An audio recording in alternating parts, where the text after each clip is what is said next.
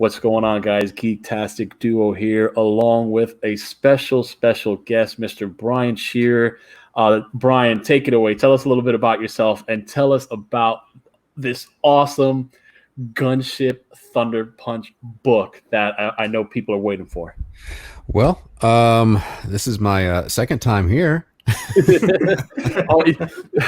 Let me we got to preface this. We had Brian here, I want to say maybe it was like a month and a half ago, and we had some technical difficulties in where the stream that was recorded didn't record, and it was just bad. But as Brian just so aptly displayed, he is professional.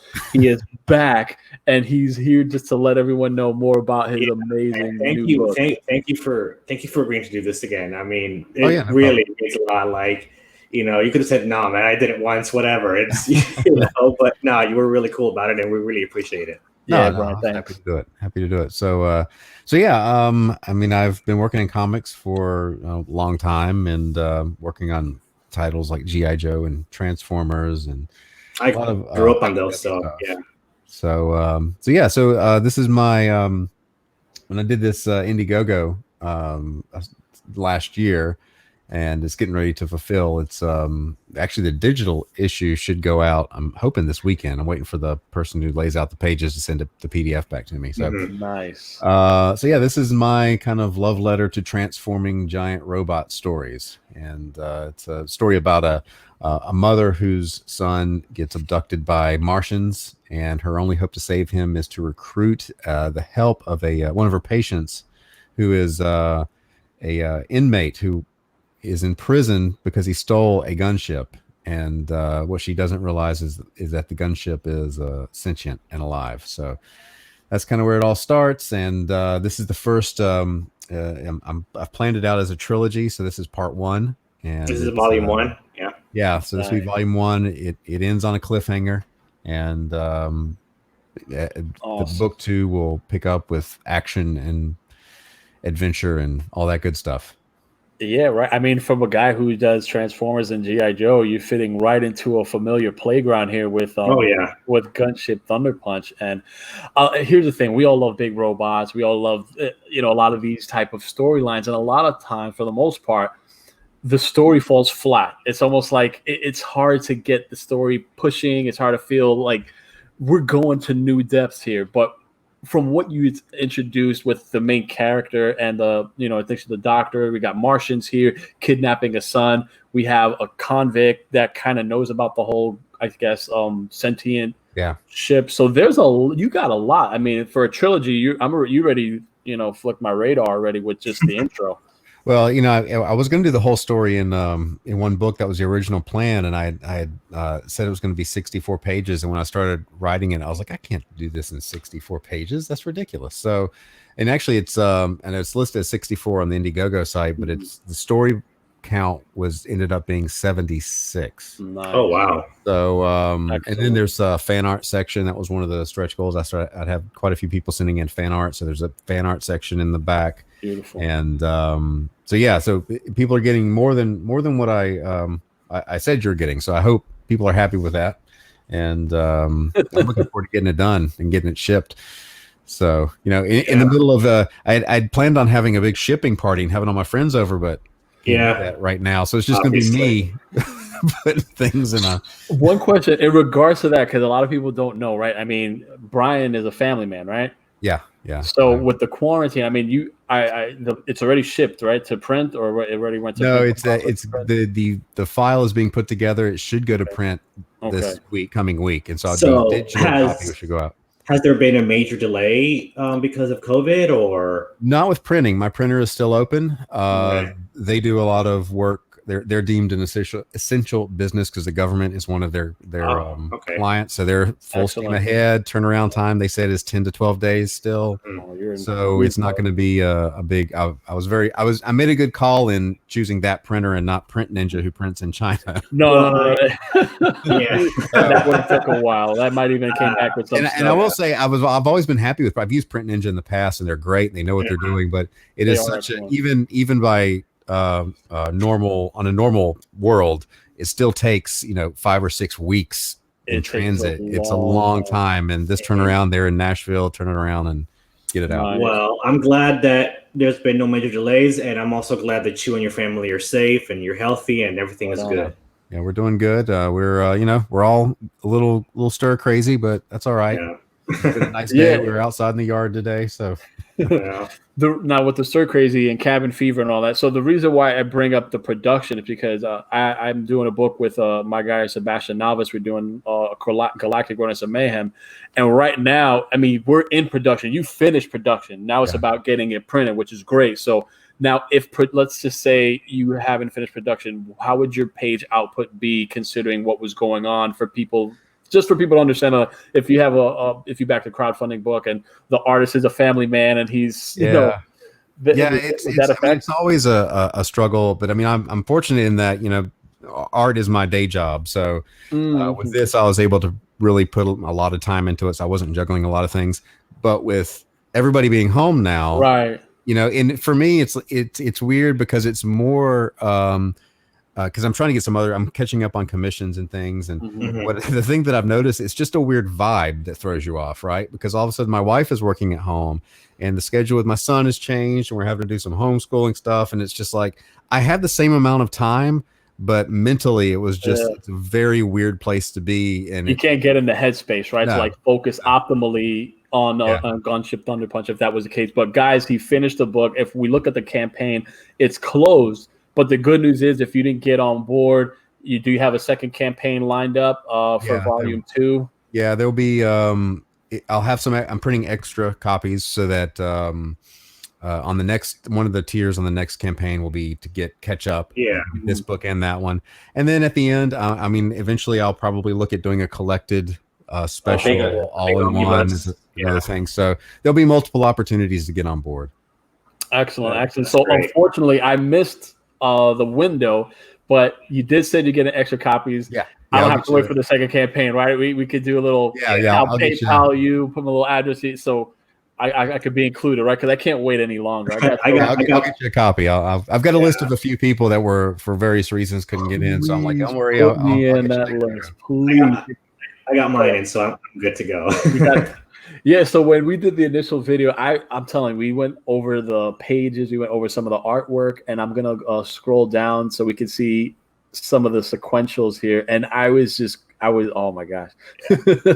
I was like a kid in a candy store. I'm an 80s kid, so I grew up on a lot of this stuff. So I grew up on Transformers and G.I. Joe and Voltron and all of that. Great stuff. So this is just right up my alley. This calls to me on that raw kind of nostalgic kind of well, that's what I was kind of going for. I mean, because my whole work experience with IDW, I mean, and I'm probably about the same age y'all are. I was an 80s kid, grew up with G.I. Joe and Transformers, and as it turns out, that's what my work has been. So that's kind of my audience as well. So I'm like, well, I want to tap into the people who are already familiar with me and something that I'm into. And that well, the really cool part is that this is right at home as an 80s cartoon. Like I could see this as a cartoon back in 1983 or something like that, right. Yeah. Who knows? Maybe it will be a cartoon. We'll see. Hopefully, that'd be great. We know this is gonna, it's gonna start trending, and we know it's inevitable. And I could only hope that it gets the proper streaming content exclusivity that I think it will deserve.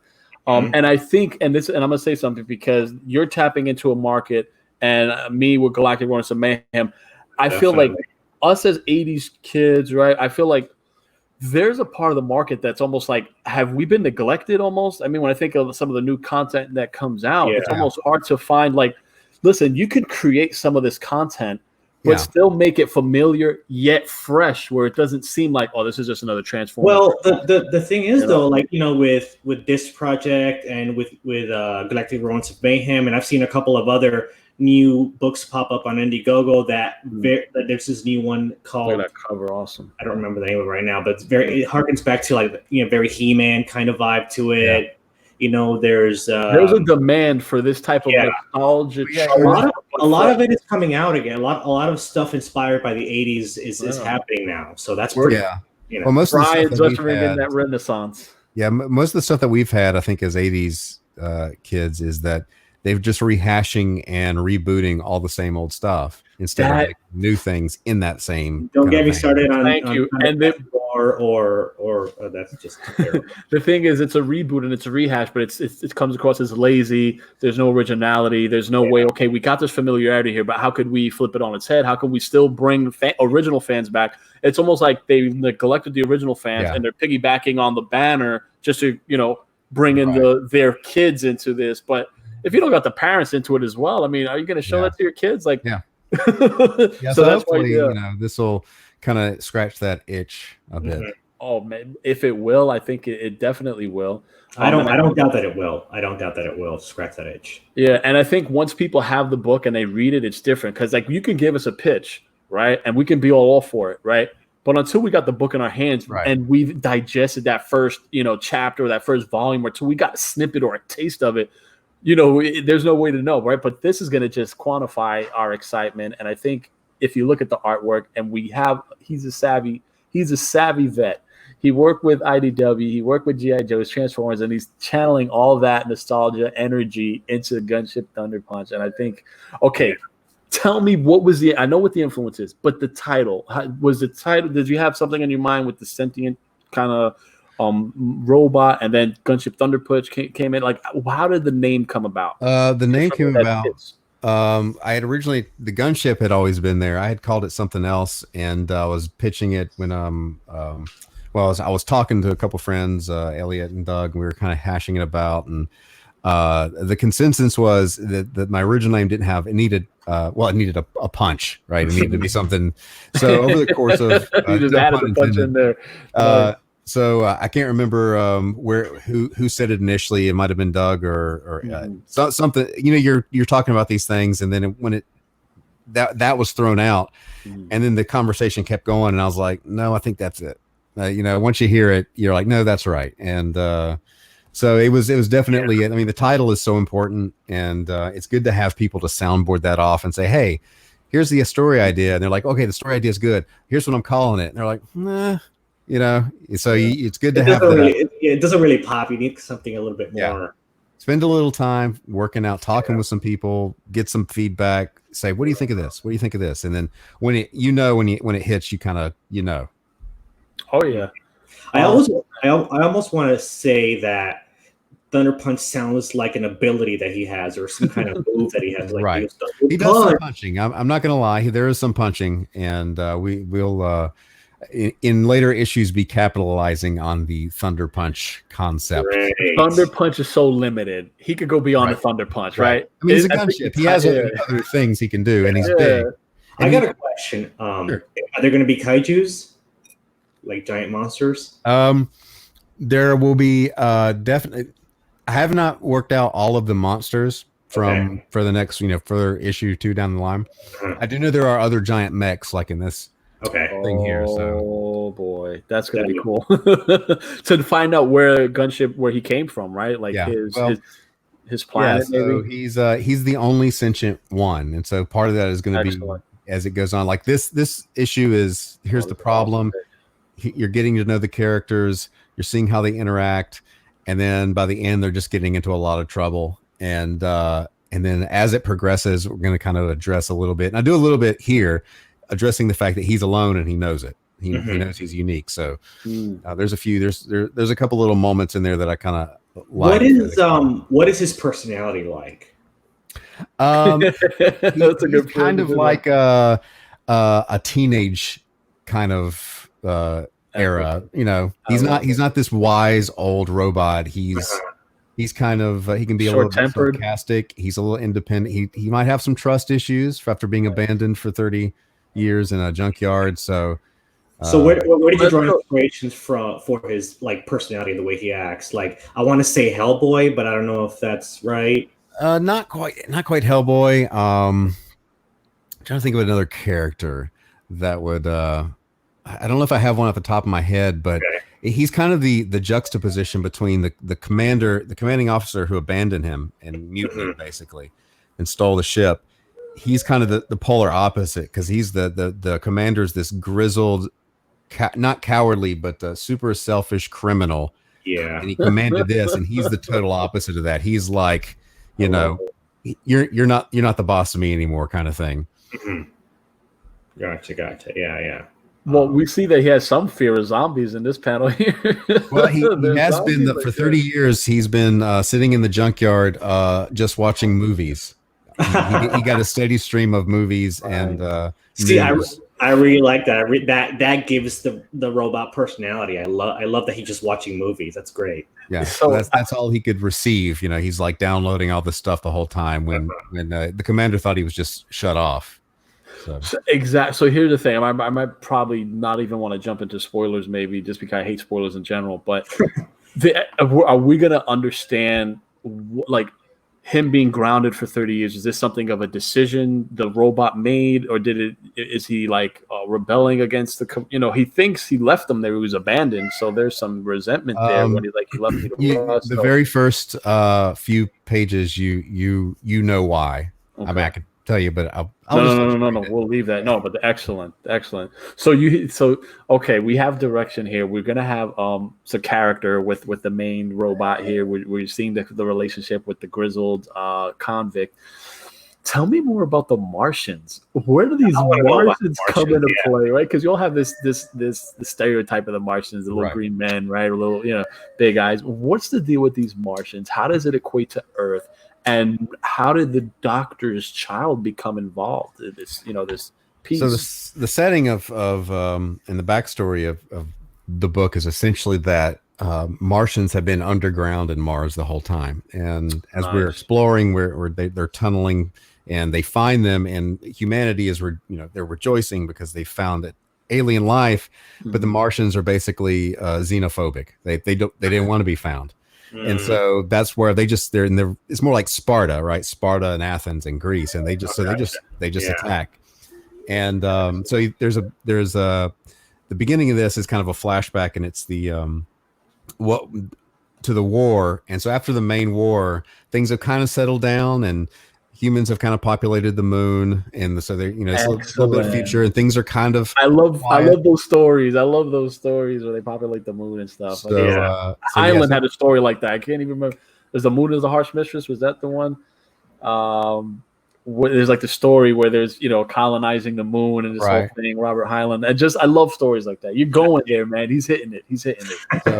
So his she had lost her husband. And so a single mom, and as a result of kind of something in between, there's been like skirmishes. They haven't really been at war. It's been kind of a cold war for 30 years or so.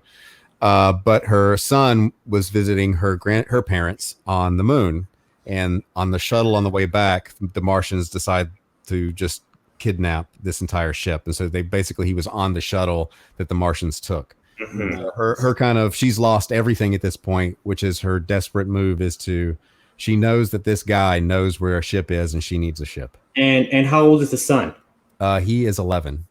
Okay. I'm going to, it sounds like the son and the gunship are going to become good buddies. I want to say that's going to happen. I will not rule that out. I would think that's awesome. Actually. It's a cool idea. That could go very, very Iron Giant kind of vibe in that sense. Mm-hmm. And I'm leaving this is more the kind of the origin of and I'm leaving after the third book. I will leave it open to where I could go on more adventures if I wanted to and revisit it later. Exactly. I love the of the Martian vehicles. Very Martian ship here, right? Very War of the Worlds. Very one of their mechs. Nice. I think there's a lot to enjoy. The world building that you're doing here is really exceptional, commendable. I love it, and I like that you said that you want to give some closure after the third trilogy. Because we create comics, but I also love reading comics as well. And sometimes you get overwhelmed when there's like, so much to go on. So I like where you say, I'm going to leave it there, but if I want to come, the story needs to go back to it. The story is going to have over the course of these 3 issues, a beginning, a middle, and then an end to the story. Now, it doesn't mean that, we can't catch up with the character later or, whatever. But I'm a big fan of having a finite story. And you can do a big story, do something else, and then maybe revisit something later. But ongoing stuff, it's hard to get new people in, and it can get convoluted if you're not careful. And so... That's true, yeah.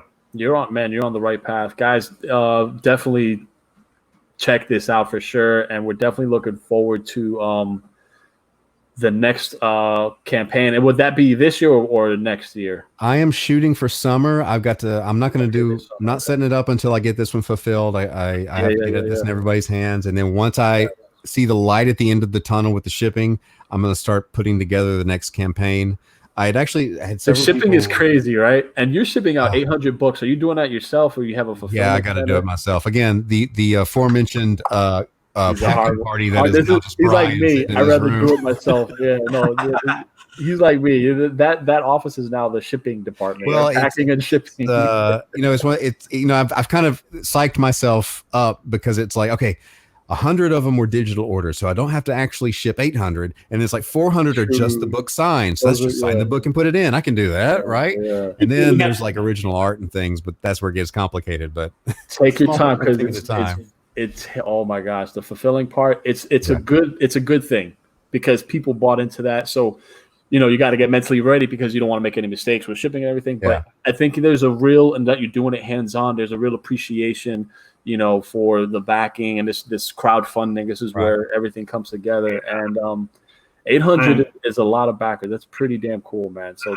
that's going to go up once people talk about it, word of mouth, and the second campaign. I hope so. I hope people will hop on board and come back, and the next one. Yeah, I'm gonna fund volume 2, volume 3, and then I'm gonna fund the collected all over again. Yeah.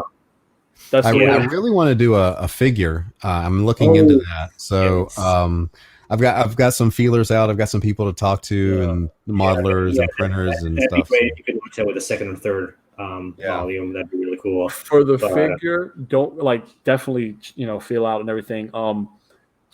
Don't get too finicky or too because it's a figure, right? And you would imagine you want this to be like one of the Bandai, the Japanese mech kind of figures that they really. I don't know how much production would be for that on a small scale, because I think I was researching figures and it was like just for one figure, so it was just like exorbitant, astronomical. That's what I've run into. I've got to. That's why it's taken me so long to tell people, because I keep saying, I want to do a figure. And it's like getting the modeling done to stuff is fine, but there are companies that'll make runs of figures, but it's super expensive. That's when you have to order X amount of thousand, and then you'll see the real mark off. But just for 1, 2, or 3 or 4, it's crazy. But it's a fun thing, because again, you're visualizing and you're getting it, it's something tangible, your figure coming to life. It's a cool thing, man. This is definitely cool. It's very, very cool. I'm the newbie here. I haven't launched yet. I don't know what it all entails quite, but a month of your life. Maybe more. And then you crash, and then you have to finish making the thing. And what Brian says is important, guys, when you crowdfund, and I just don't underestimate the shipping. I've underestimated it before in the past, and I've had to finance quite a bit out of pocket. Because when you're thinking about international shipping, that's $25 a pop, and we're not even talking about the weight. So if you got a decent sized book with some heft to it, that 25 could go easily to 30. And he's just saying he got 800 backers, 100 are digital. Let's just say 50, 100, 150, 200 are international. Just multiply 25 times 200, and we're just on baseline. We're not talking about shipping, packing, man hours. So it's a lot. I know what I can ship, because I had I did an art book that was 116 pages about the same weight. So that was kind of I know what I can ship. I can get it pretty reasonable in the US, and I know the range worldwide. And so I was, I definitely built that in. I'm still like, well, what if I miscalculated? I'm just, I'll eat it, I'll pay for it. But, it's one of those things that everybody I know that has done crowdfunding, at some point you just run into a hiccup, like, oh, I didn't quite nail that number right. And you're just hoping that you don't completely miss the decimal point. You're just like, oh, make it up a little bit, that's fine. But and two, some places, as far, because you're paying shipping, you're paying for the supplies, you're paying for the time to pack, the handling, right? But as far as just straight up postage goes, you're always looking for the best way to get it there, but without destroying your campaign. No, for sure. So it's definitely it's an art, and it takes just the experience of doing some campaigns. So, yeah, I'm sure I'll learn a lot once I launch Paragon Prime, and then I'm probably gonna make mistakes, and I learn from those mistakes. So that's how you learn. I made a ton of mistakes. I launched my first book way back in 2013. It was on Kickstarter, Under the Flesh. I used Print Ninja. It did take a hell of a long time, but we learn a lot in these type of ordeals, and it's growing. Now, I'm hoping that I make less mistakes because I got Yuki leading me. I'm gonna try my best so you avoid the pitfalls I made, and definitely, we got guys like Brian out there who talk with us and he share his wisdom out there, and it's exciting. You're at a good spot for comics right now. I mean, guys doing crowdfunding have taught me a lot. I've watched a lot of videos, like so many I can't even count. But yeah.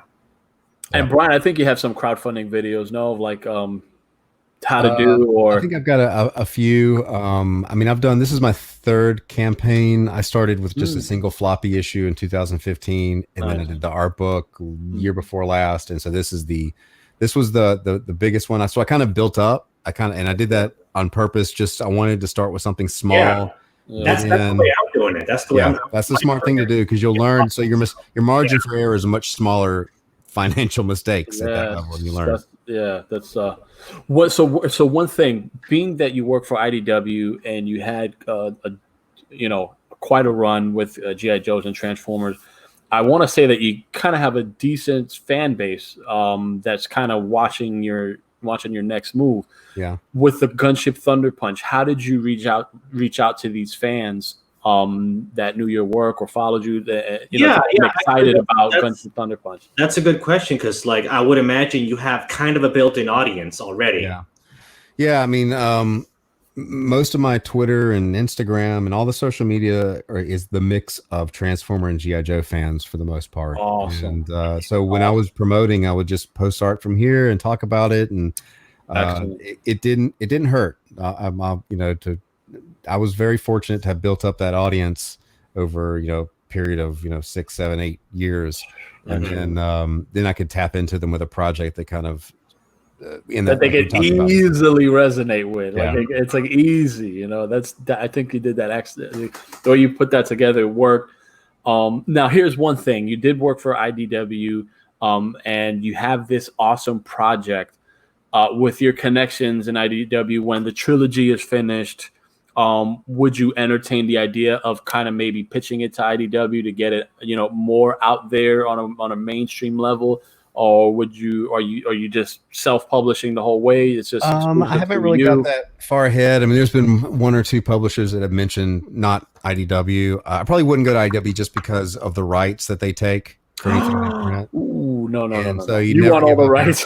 No, never. Don't let anybody touch your IP. So it would have to be something, because I have another book, William the Last, that I do on Webtoon that Antarctic Press is publishing, and that's like the ideal situation, because it's pretty much, I retain all the rights and they get it in the stores, and it's low maintenance, and of course, with the shutdown and everything, nothing's going out right now anyway. So timing, So I mean, that's a good thing too. On the flip side, it's like where you got crowdfunding, and I mean, God forbid. I noticed, because I got the whole pencils down email too from IDW, because I was supposed to be working on a Joe book in about a month or so.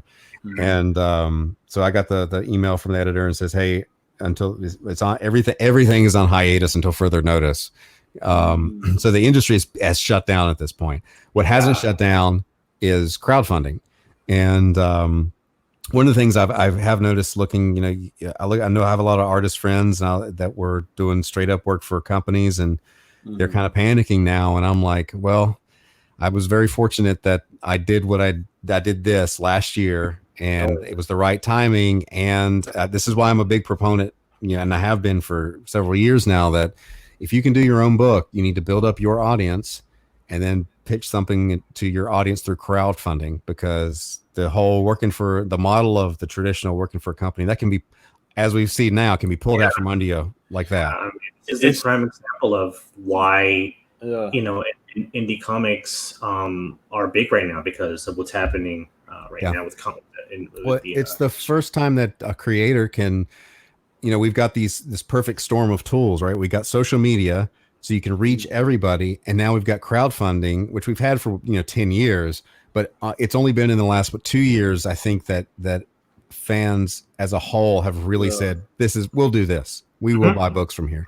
And so that opens up a whole new world of, I can be my own publisher. And so then now with that is, I am now my own, I got to have put on the business hat, the small business hat and stuff. And that's a whole different set of skills. That's too stressful as well. Skill set wise. Yeah. But also that's not one of my strengths at all. So I gotta, I think it's interesting though, because as you say, how, the climate's changing, and just imagine, let's just say for whatever reason, just the hiatus affected more than what we'd have hoped or we'd have liked.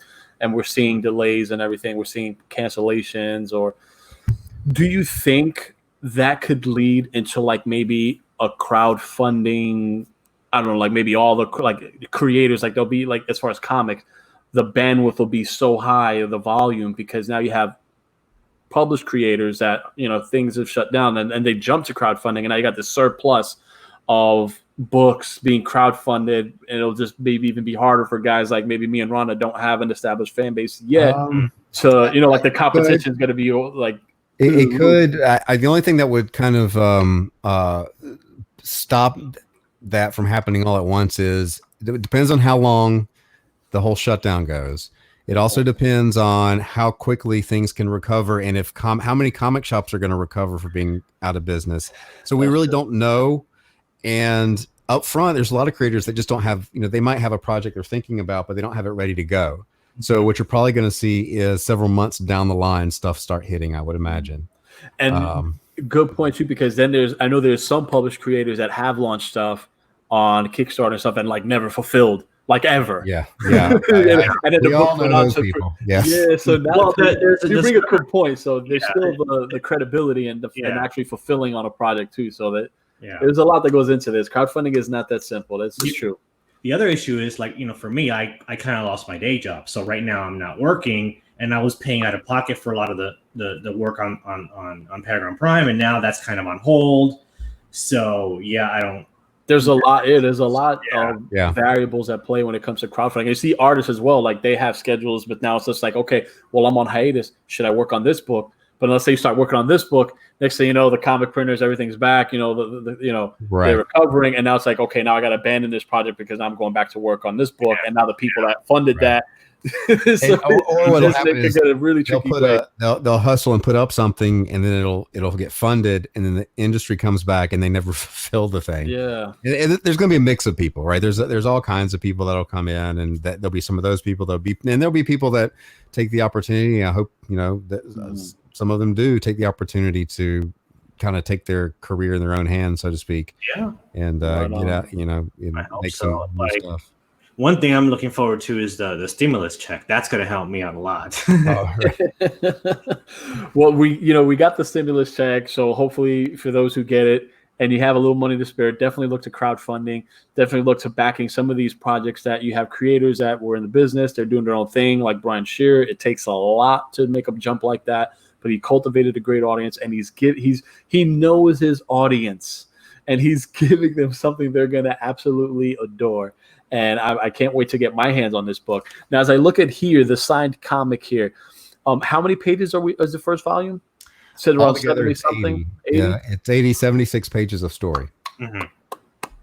76 pages of story. That's the equivalent of like a season 1 on Netflix or Hulu or Amazon Prime. So I love that model. I absolutely love that model. Now, real quick, I see the size of this book.